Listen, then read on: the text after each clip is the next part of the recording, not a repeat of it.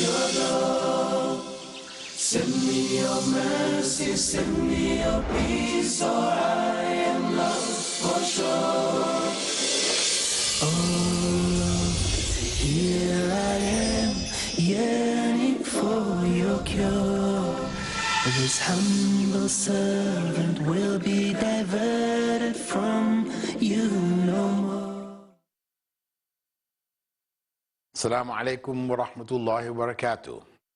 I'd like to welcome you, dear viewers, to another in the series, The Best of Tawheed.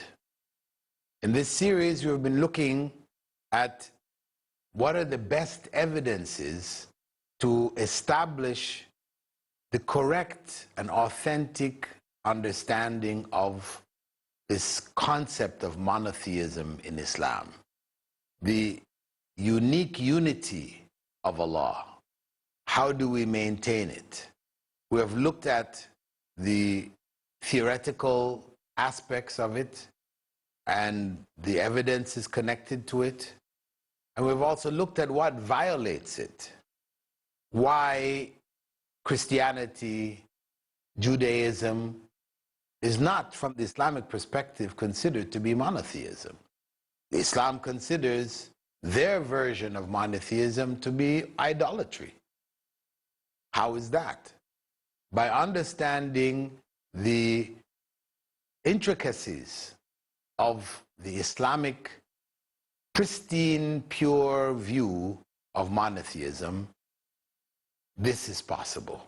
It's possible to grasp this. And this is, of course, very important to the Muslim world today, as it has come under influences from various quarters which have clouded, distorted, and affected that pure monotheistic view.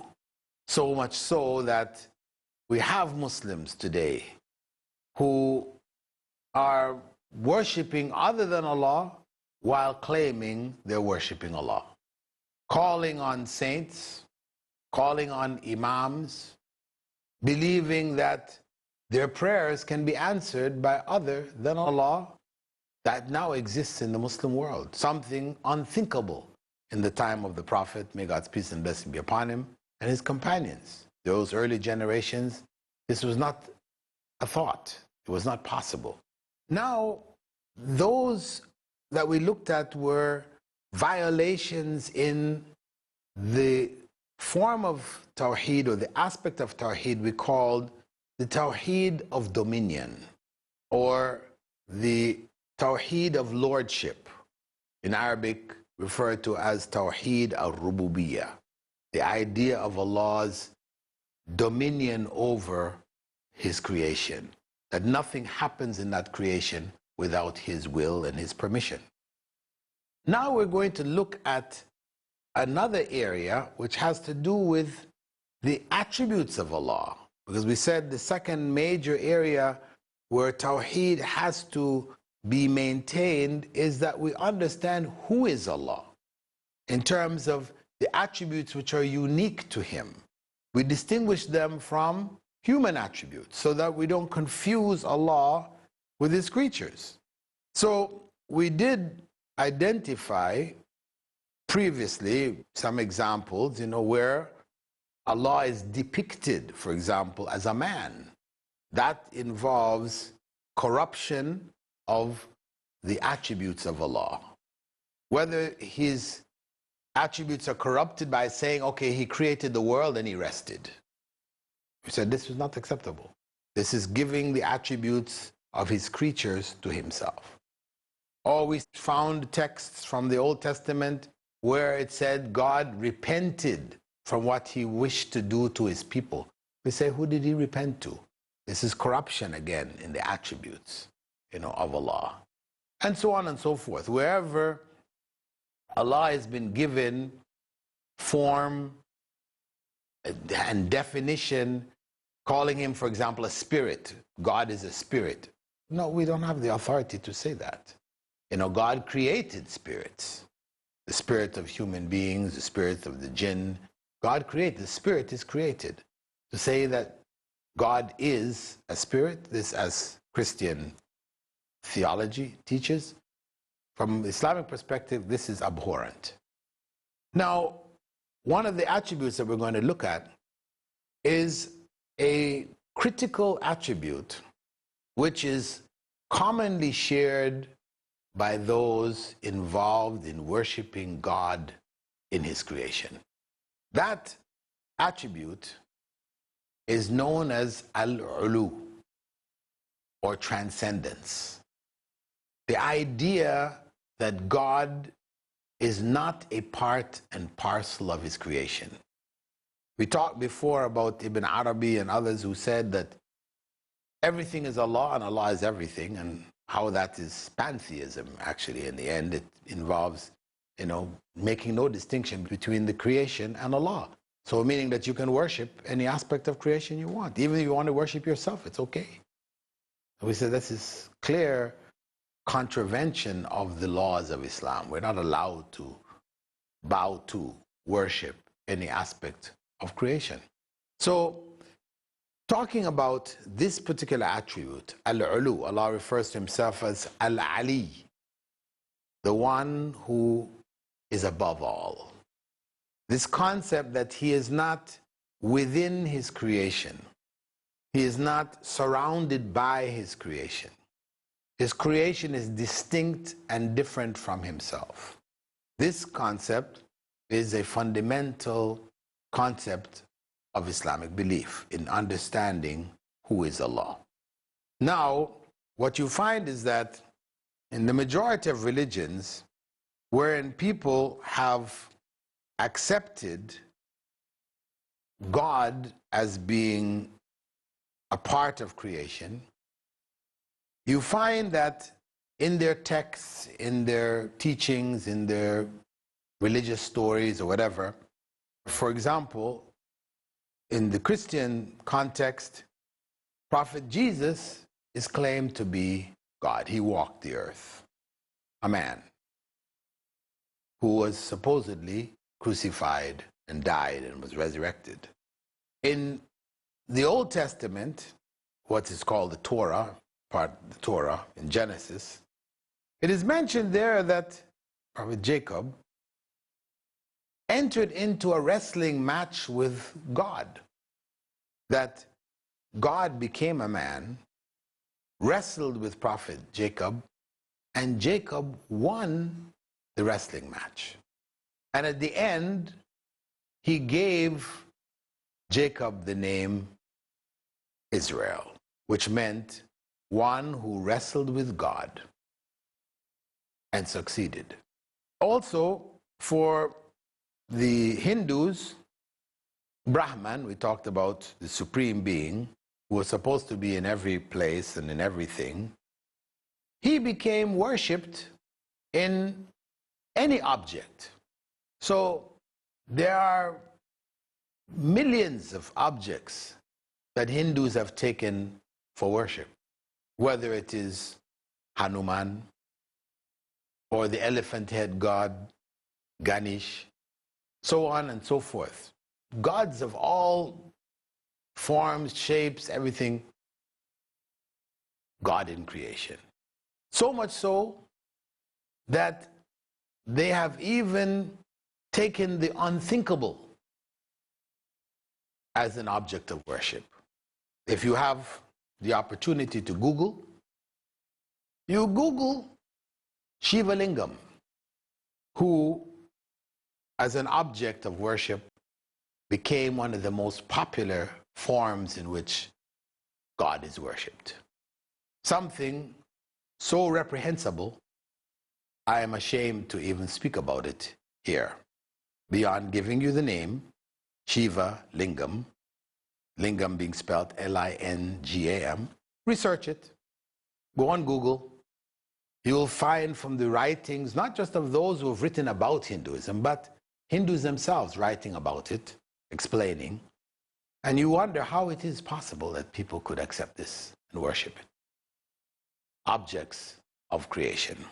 So this idea, the Hindu idea of God being everywhere, Brahman being everywhere and in everything, this idea crept into Muslim thought in the centuries after the time of the Prophet Muhammad ﷺ, in around the 9th century, it became a dominant concept of one area of deviant philosophy, which was labeled Islamic, but in fact was un-Islamic.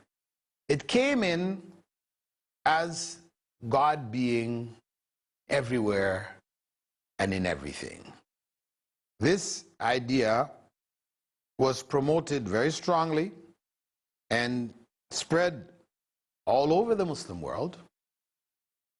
And it wasn't until Imam Ahmed ibn Hanbal, in the latter part of the 9th century, stood his ground, fought this belief, people fell in behind him, and its dominance was stopped. The Mu'tazilite thought was brought to a halt. So this claim of God being everywhere didn't dominate the scholarship, at least from the Muslim world, but in the common masses it still continued to spread. So today, if you ask some Muslims, where is Allah?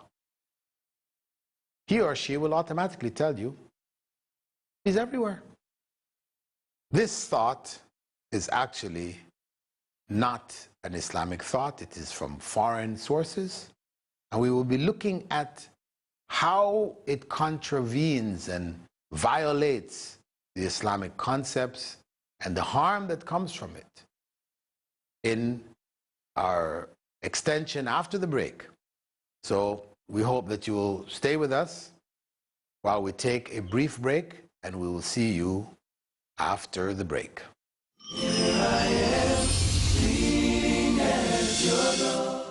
Assalamu alaikum wa rahmatullahi wa barakatuh. This is your brother in Islam, Abdul Rahim Green, and you're watching Peace TV. Marriage or divorce? What's Islamic ruling? Nikah. Love book. Solution or problem? Heaven or hell? There is a misconception. You choose. Beauty, wealth, family status, virtue. Decide what you want. Decide your choice. Be sad or be happy. It's your choice. Join Dr. Zakir Naik in Better Half or Bitter Half today at 6:30 p.m. and repeat telecast at 9:30 a.m. Saudi Arabia on Peace TV. Peace TV presents over 100 million viewers at one of the largest peace conferences in the world, addressing a sea of spellbound spectators. Over 30 world-renowned orators on Islam with credentials impeccable. The truth of Islam. Deen is your way of life. It is our duty, our obligation. By following the Quran and Sunnah, we will give the message to one and all. With articulation exquisite. Read the book of Allah. Islam is the easy way. It's the simple way. Remind each other. The Muslim is not a source of harm for other people. Collaborate with the people for good. This is the call of Islam. With the mission of spreading the truth of Islam.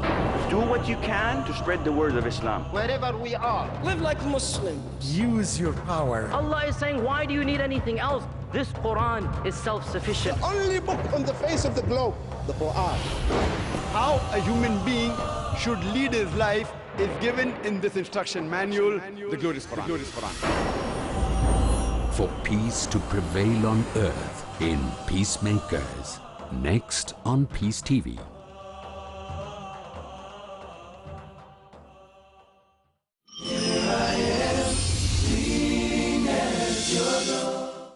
Assalamu alaikum. Welcome back from the break. Before the break, we were looking at a concept.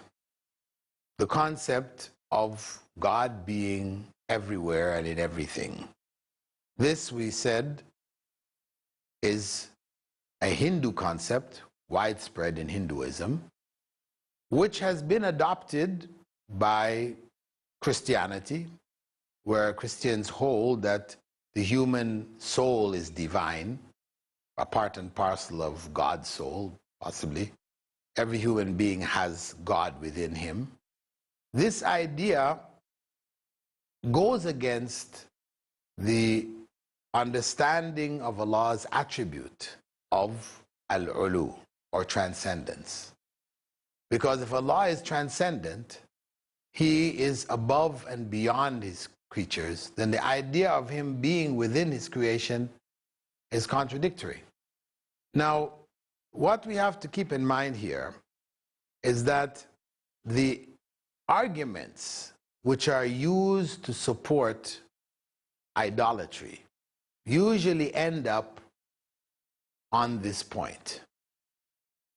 Since God is everywhere and in everything, why can't we worship Him as a statue, or as a man, or as a cow, or whatever? Or what's the problem, since God is everywhere?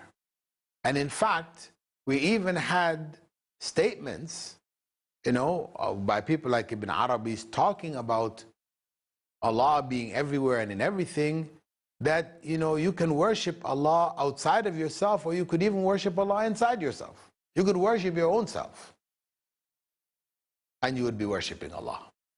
So this type of thought, it goes against the rules of Islam, which says, no, you can only worship Allah outside of His creation. You don't worship Him in His creation. You cannot worship Him as a man.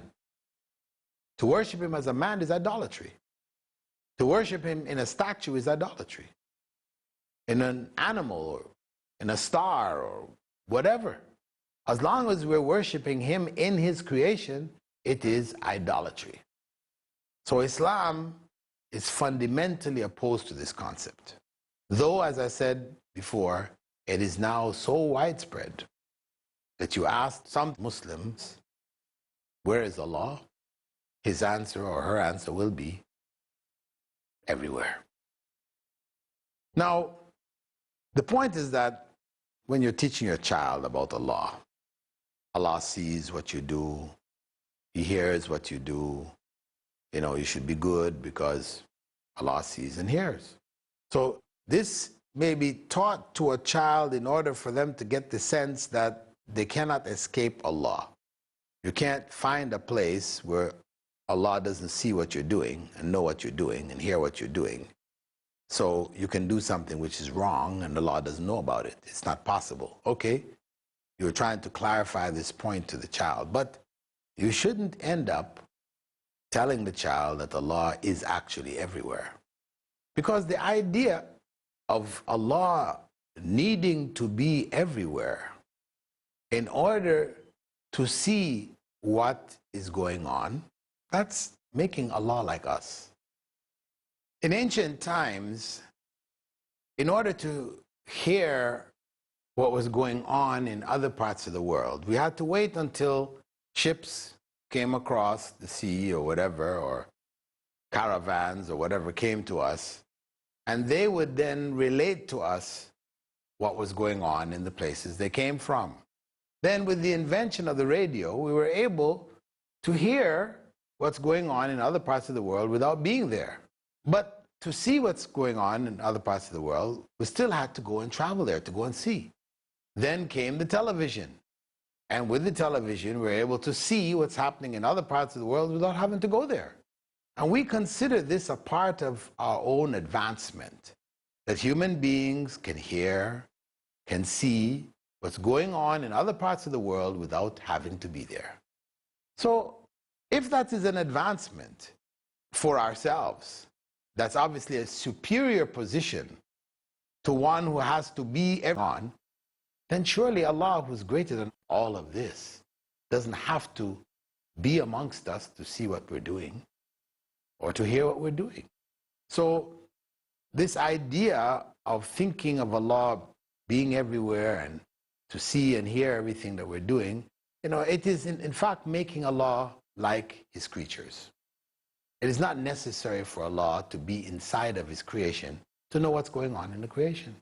So the arguments for it are really non-existent. We're going to be looking at them anyway, where people actually even draw text from the Quran or maybe from the Sunnah to support this idea further. However, the basic Islamic view is that Allah is not within his creation. He sees everything, he hears everything, he has control over everything, but he doesn't have to be in his creation for that to take place. So when you're dealing with children, yes, you're trying to show them that they can't get away with anything because Allah knows. It is all recorded. Allah is aware. So we have to be careful that we don't mix up in their heads the idea of Allah being inside of his creation, being everywhere in creation. Because once you have accepted this idea, then it's very easy to accept God becoming a man and walking amongst you. Jesus, God for the Christians. Or becoming an animal, or being in an idol, everything. Because even when you discuss with a Hindu who is educated, how it is that you can worship this idol which you have made from stone. You've carved it with your own hands. How can you worship it? Surely this is not God. Well, he will philosophize and say to you, well, God is everywhere and in everything. And when I worship this statue that you see, I'm not actually worshiping the physical statue, but I'm worshiping God who becomes concentrated in the physical statue when I worship it. So it becomes a rationale for idolatry. So what we're going to be doing in the next episode is to look at the evidences. What are the evidences which prove without a shadow of a doubt that Allah is above and beyond his creation and not a part and parcel of it, mixed up within it, indistinguishable from it, found within every human being and everything. We're going to look at the clarification which will remove this concept from our minds, and so we can understand Allah as he is, above and beyond his creation. And just to leave you with a final thought, there is a hadith, an authentic hadith. Because some people say, don't even talk about the subject. Why ask about where is Allah? Why do we need to even talk about it? Well, there's a particular hadith found in Sahih Muslim, narrated by Muawiyah ibn al-Hakam, in which he told of an incident which happened in the time of the Prophet. He's one of the companions of the Prophet. He said that he had a slave girl who used to tend his sheep, watches the animals. One day when he came and asked about the sheep, she said that the wolf had come and run off with a few of them.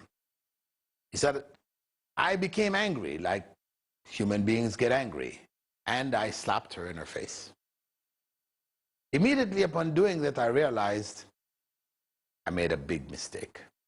Prophet Muhammad ﷺ had forbidden the slapping, the hitting of anyone in their face, not even an animal, a dog, whatever, a donkey. Don't hit it in the face. The Prophet ﷺ forbade it. So realizing he had done this wrong, he wanted to clear that from himself. So he went to the Prophet Muhammad ﷺ and told him that he wanted to free this slave girl, make her free, release her, so that he could atone for the sin of hitting her in her face. So the Prophet ﷺ said, bring her. And so he brought her. When he brought her, the Prophet ﷺ asked her, first question, Ayn Allah, where is Allah? That was the first question. He didn't ask her, do you believe in Allah? That wasn't his first question. He asked her, where is Allah? Because the people of Mecca Everybody believed in Allah. They believed in God, but this God in their statues and in their animals or whatever. That was the idea which was confused amongst them, that God is in the statues that they worship. So what was more important was not to know whether they believed in God or not, because virtually everybody believes in God. But where is God? Where is Allah, he asked her. She said, Fis sama, above the heavens. And he said, Waman ana, who am I? She said, you are the messenger of Allah. He turned to Muawiyah and said, free her, because she's a true believer. Atiqha فَإِنَّهَا مُؤْمِنَةٌ. That is the clear evidence that Allah is above and beyond His creation.